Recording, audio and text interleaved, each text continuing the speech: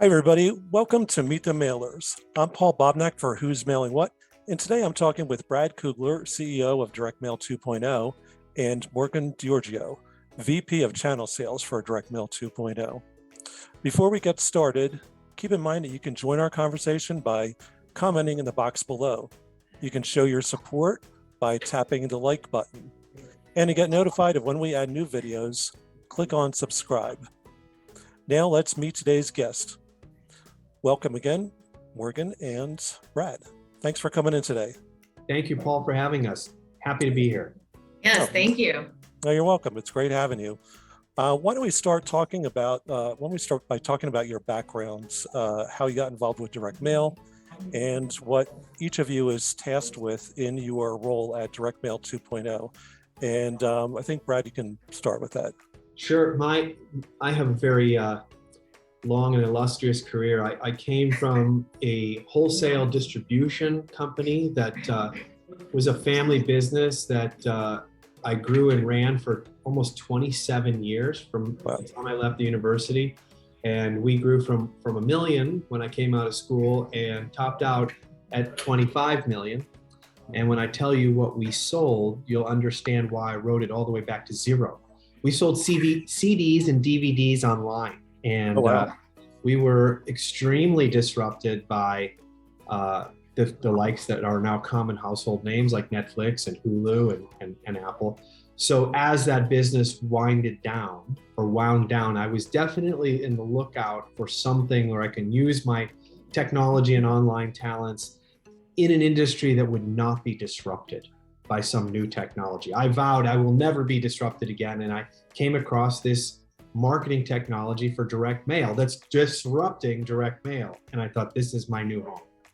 So if you want me to answer the question, what is my day-to-day here? I mean, as the CEO and co-founder, it's really to guide the direction and strategic growth of the company. I can tell you that my favorite part is the product development and rolling out and increasing new products to keep our marketing platform cutting edge. I leave the other stuff to people that are way smarter than me. So that's something I like to do, and it's great. It's fun to come to work and see a company grow and add value to its customers every year. Right. That's cool. I mean, I think that's one of the things, besides having fun, which is about direct mail is, and we'll talk about this later on, I'm sure, which is that there actually is a lot new under the sun when it comes to direct mail. Absolutely. And, physical media, like you said, CDs and DVDs, there's really not much more you can say about extending the value of them. No. Right. So how about you, Morgan? Well, I have a pretty eclectic background where I was positioned in several different leadership roles, primarily sales, marketing. I had a professional services company. My only real experience with direct mail prior to coming to Direct Mail 2.0 was in the utilization of it for marketing purposes for the organization that I was with. I am a partner in a technology-based medical company, so Direct Mail 2.0 was the perfect synergy of my background between marketing and technology. And so really 2018, when I came and joined this organization, is when I finally had my full baptism into the direct mail industry.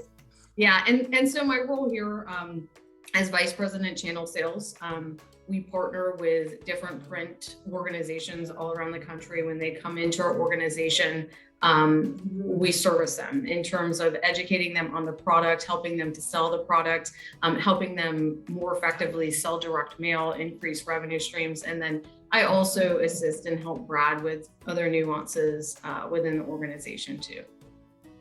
Cool. So you had your baptism by fire. Pretty much. I think almost all of us did. I mean, we're talking about a product and a service that didn't exist at all a few years ago. When you say a direct mail technology that improves the effectiveness of direct mail that isn't ink on paper itself, this is a new category in my eyes. Yeah, absolutely.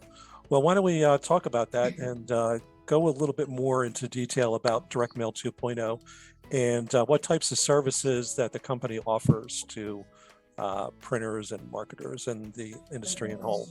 Well, I'll give you the high level view, and then Morgan can kind of break it down a little more. But the basic unique selling proposition of what we deliver here is we take typical ink on paper direct mail campaigns, and through adding 7 to 11 different pieces of digital technology, we raise the response rate on average of 23 to 46%. So that's not the response rate, and I'll clarify that for some people, is if you're getting a 2 or 3% response rate on your direct mail and you come to our company and add our services, you would expect to get 3 to 5% response rate. And that's what we've seen pretty much on a one-for-one basis, other than some outliers do better and some do worse. That's what we've been seeing for the last 4 or 5 years here. This product works, and it's beyond a pilot or an idea at this point. We can prove this day in and day out. Yeah. So for our partners, it's really offering them a competitive advantage. It's something that they're doing differently above and beyond just selling direct mail. And as an ancillary byproduct, they're passing along a lot of that value to their clients. They're creating additional revenue streams for themselves. And it's a really big value add, not just for our partners who are the printers, but for their clients. Mm-hmm. Well, we know that direct mail from the very beginning has been like the trackable medium, and that digital tech has struggled with that. How many technologies does the platform use that help both direct mail and digital and provide complete attribution for sales? You want to take that, Morgan? Well, I mean, in my opinion, I feel that direct mail has always been a little bit more challenging to track. And so I feel that our platform is helping to make the direct mail marketing channel more effective, but also helping improve its attribution. Because you're right, Paul, in respect where we could use promo codes and things like that to track the direct mail, but digital, through the utilization of Google Analytics, clients can literally see how many people are going to their site from every single one of their digital campaigns. And I think for direct mail, they might have a receptionist that's sitting there answering the phone, but they're not asking every single person, hey, how did you hear about us, right?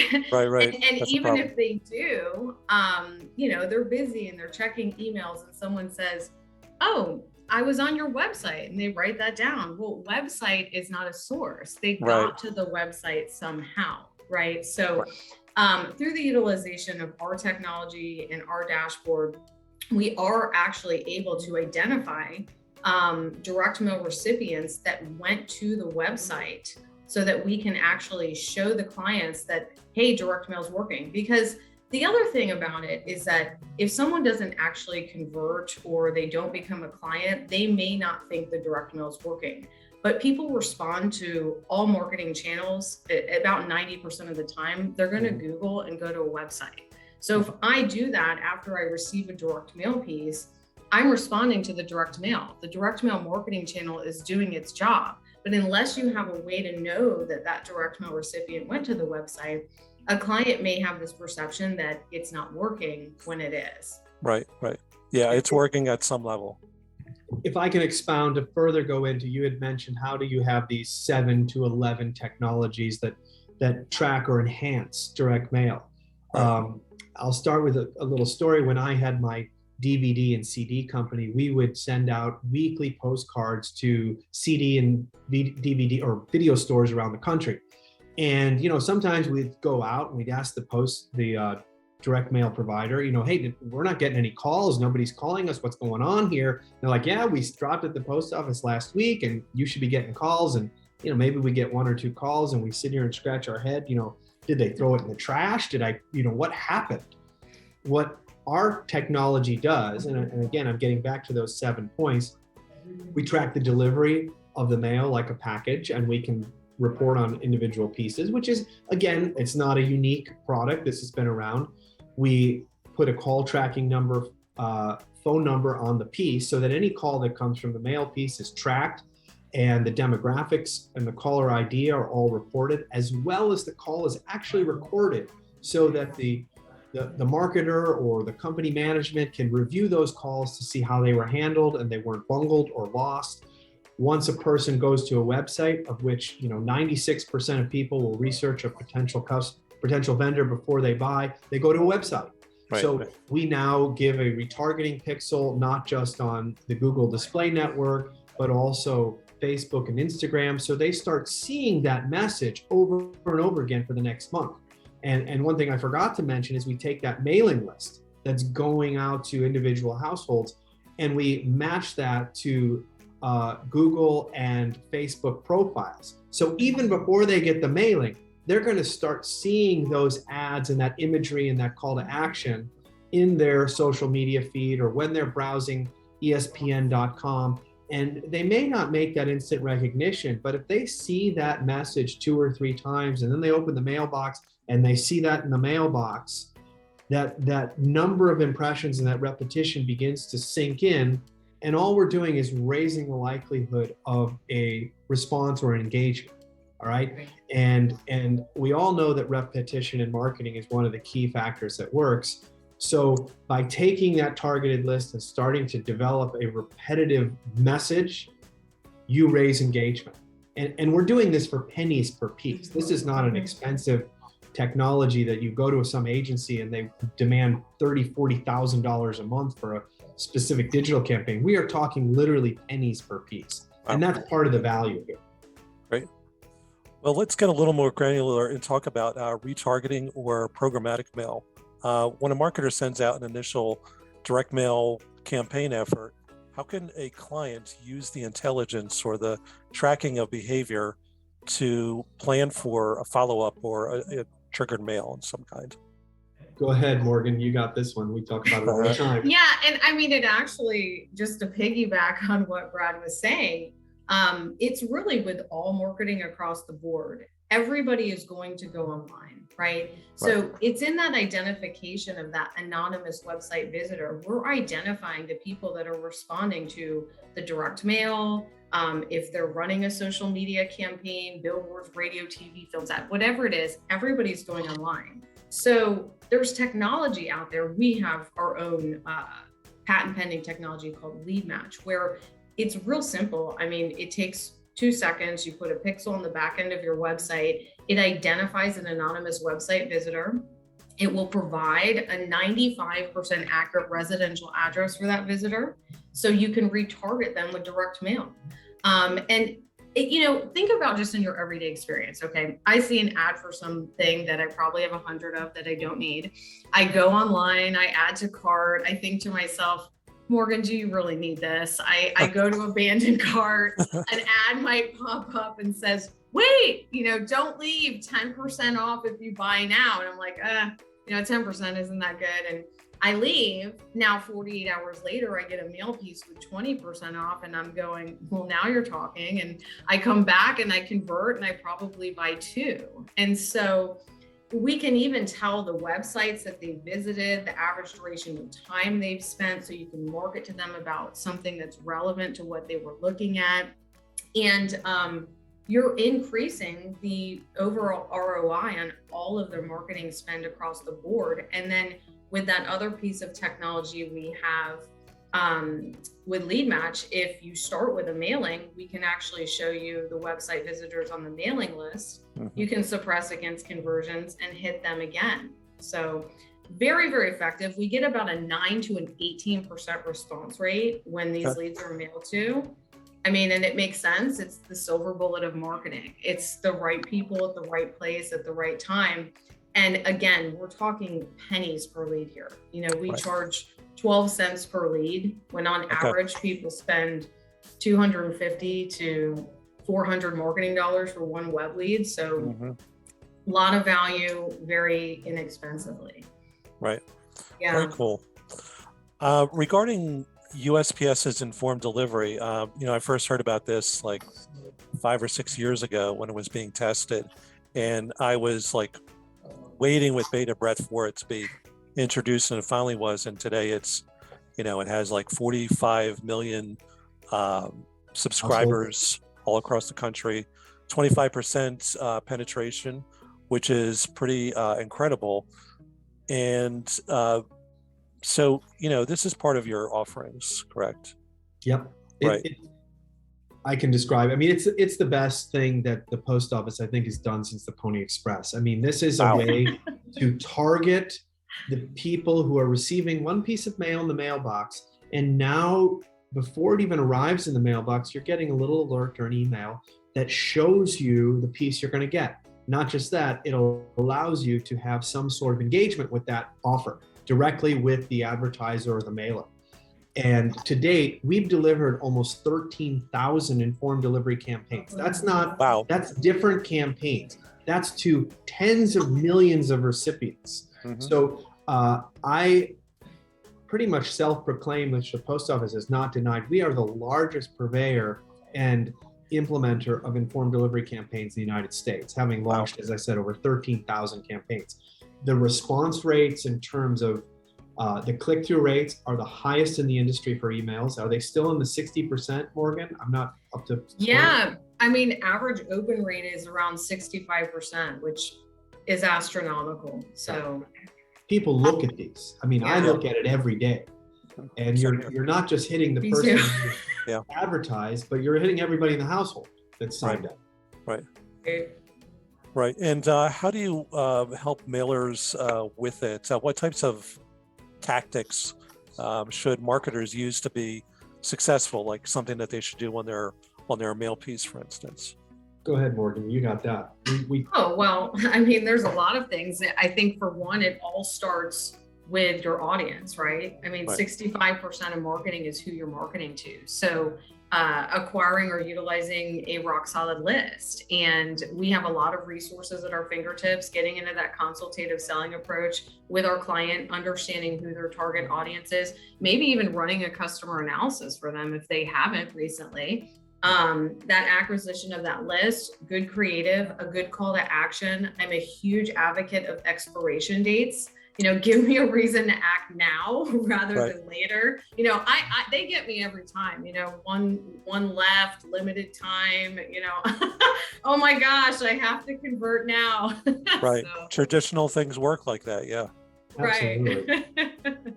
Not to mention it qualifies for postage discounts either for the advertiser or for the printer as well. So that's right. It's a no-brainer that it should be taken advantage of. And it's still free from the post office. Yes, I don't know how long that's going to last, but hopefully long.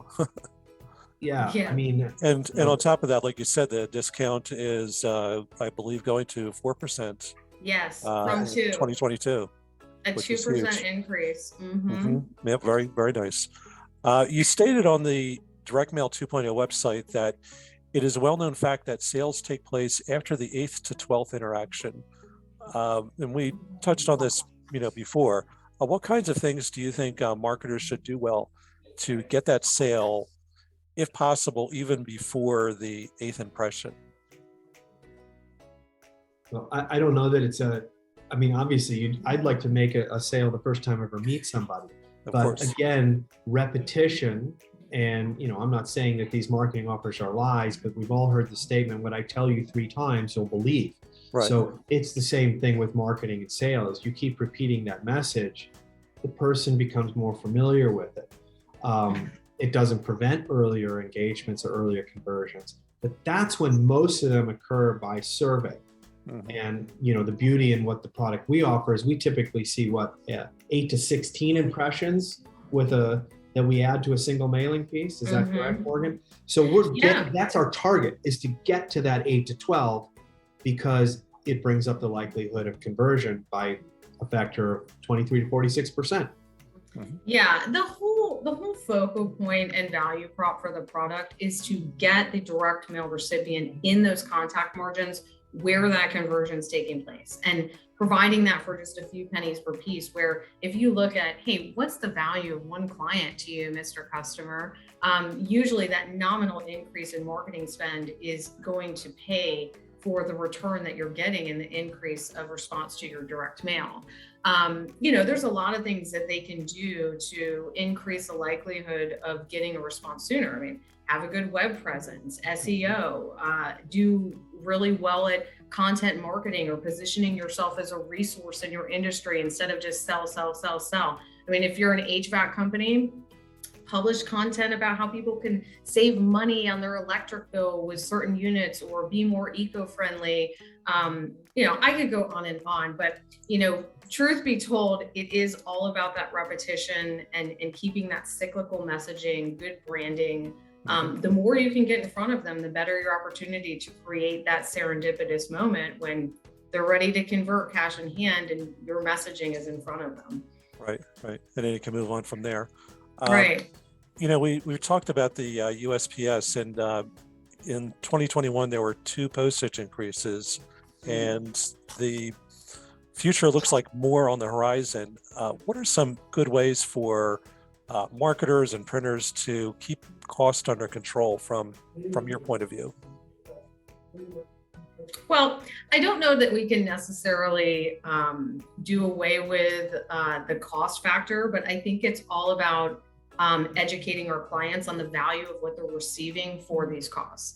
So I feel that, I'm a huge advocate for direct mail because I know how effective it is and how well it works. And I think there's a huge misconception out there that the direct mail marketing channel is more expensive than other channels. When truth be told, if you actually look at response rates of all digital channels and direct mail, direct mail outperforms all digital channels combined, and you have to do exponentially more digital to achieve the same response as you would with the direct mail marketing channel. So it's not really more expensive, right? So there's always going to be increasing costs. But if you look into digital, costs per CPMs are increasing while results are decreasing for digital as well. So for me, it's not necessarily direct mail versus digital anymore. I think that we're all really moving and shifting towards omni-channel, where you really should be utilizing the perfect marriage of direct mail and digital in your marketing solution. If you're starting with direct mail, you should be following up with digital. If you're starting with digital, you should be following up with direct mail. They all play their part. They all have their value. It's just about utilizing them in the right way to the right audience to get that effect. Right, at the right time. If I can add, obviously I've been around for a while, and I remember the days of when I was a teenager or a young adult, the mailbox was filled with a bunch of ads, or we called junk mail, and it would go right to the trash can. Got it, Email was the killer app. You got an email, wow, I'm responding right away. Now everybody's burdened with 300-400 email a day, and its effectiveness has gone to almost nothing. It's really become more of a hindrance. And I'm seeing a pendulum swing back to the mailbox, which is almost empty now. Right. It has very little competition. So imagine combining both of these technologies. That's really the right marketing mix. And one more point is, as far as keeping the cost down on mailing, because it is expensive and the price could be going up, know your audience. Target that audience and ensure that your creative is on point. There's a clear message, clear creative, an obvious call to action, and there's a value there in that message.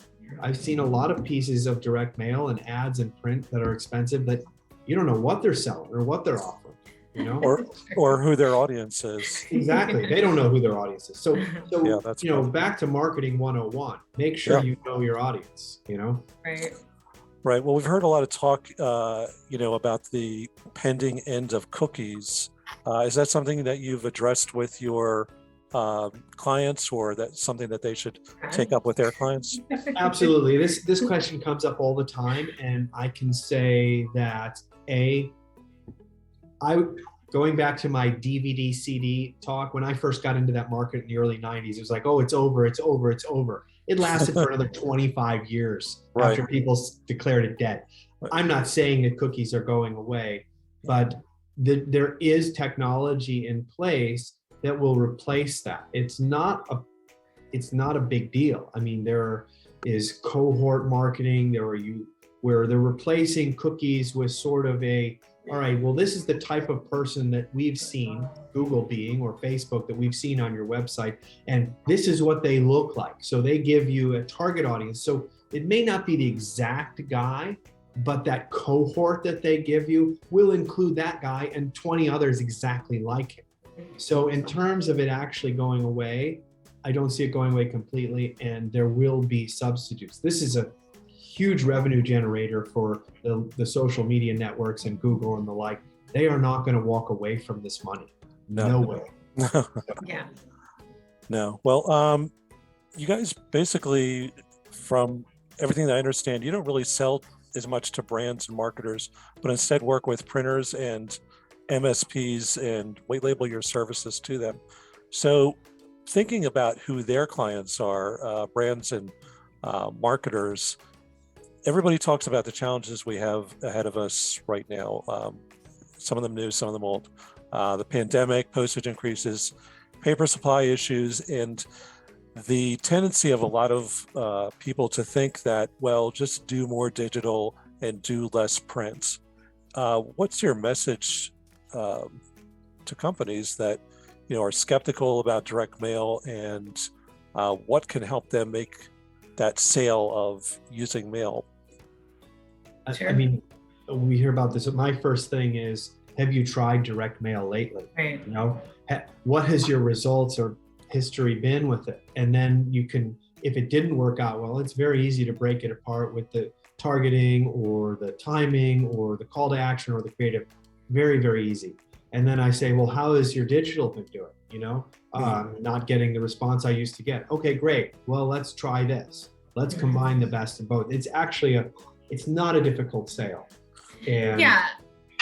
And we're seeing historically high response rates for direct mail. I just think it's all about educating our clients and really getting into a consultative selling approach, like Brad was saying, getting a good understanding of what it is they're trying to accomplish, what they've done in the past, how did it work, why, digging in and saying, hey, if this is what you're trying to accomplish, this is what we see works, right? And we would suggest running a test. There's no perfect science in marketing. There's so many variables. Maybe the time, during the pandemic, there was a campaign that was running for a cable company and they got terrible results. And I'm like, well, I'm not surprised, because we just went into massive lockdowns, and what people wanted some cable guy coming into their home to change out a cable box in the middle of a pandemic, So maybe we need to try in a different time and space, and not to mention, I had to receive 8 of those mailers from you before I called you to decide to change my cable provider. So, it's just, you have to dig in a little bit, and there's no perfect science in marketing, and go back to the drawing board and say, let's test it. Let's try again. Right. Mm-hmm. Yeah. I think that's testing, and constantly testing is one of the best things that you can do. Absolutely. Absolutely. Mm-hmm. Besides what you've already talked about, is there anything else you could think of as being part of the value proposition for direct mail, something that marketers as well as printers should think about as an important consideration for using direct mail? Yeah, direct mail is it's tangible, right? It's a tangible piece. So when Brad was saying, do something different, show up in somebody's mailbox, with his example about emails, I go into my email inbox in the morning and go delete, delete, delete, delete. I couldn't tell you what one of those emails said. I don't know, because I didn't read it. But when I go through my direct mail or my mail, I look at every single piece. Even before I throw it in the trash can, I'm going to look at it. And if I were to see an ad later, or you were to call me to ask me about it, I am most likely going to recall or get that imagery or that impression with direct mail. So it's that tangible channel. It's one of the most trustworthy forms of communication, and it actually works well with all demographics, right? Even millennials, which there's a huge misconception that the younger demographic doesn't respond well to mail, but they do. Absolutely. So there's a ton of value prop out there for direct mail. It's just about educating our clients and letting them know about the direct mail marketing channel, and this is what it's capable of.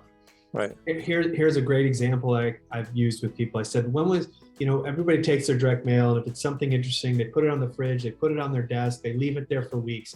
When was the last time you printed out a page on a website with a banner ad and stuck it on your fridge? When was the last time you printed out an email marketing and hooked it on your fridge? Never. Never. Right. But people do it regularly with direct mail. Right. Absolutely. Yeah. So thinking ahead, what do you think about the trends that will be unfolding in direct mail in the coming year? I think the future looks bright. I think that what we kind of hagger on terms of digital pushes people back to the direct mail world. And again, we're not an advocate that digital is worthless. We're saying use them together. Right. We have a process. We have a plan that we know works. All right. Try this. I'm not even saying adopt it and throw your budget out the window. Test, test, test, test, test. And if you're happy with the results, do it again. If you're not, okay, we'll still try to get you to do it again. But, right, of course. You know, find the right approach. Yeah. Find the right approach, right. Sure. Yeah. Well, I think that's a terrific note to end our talk on today. Thanks again, Brad and Morgan for being with us today. And Thanks, how can Paul. people find out more about what you guys do at Direct Mail 2.0? dm20.com, dm20.com. It's real easy. Yeah. Oh, that's awesome. Well, thank you all out there for joining us today. And remember that you can join our conversation by commenting below. You can show your support by tapping the like button and click on subscribe to be notified of new videos. And if you're interested in being featured in a future Meet the Mailers video, I'd love to hear from you. All you need to do is click on show more below. My contact information is all there. Thanks for watching Meet the Mailers and see you next time. Thank you, Paul.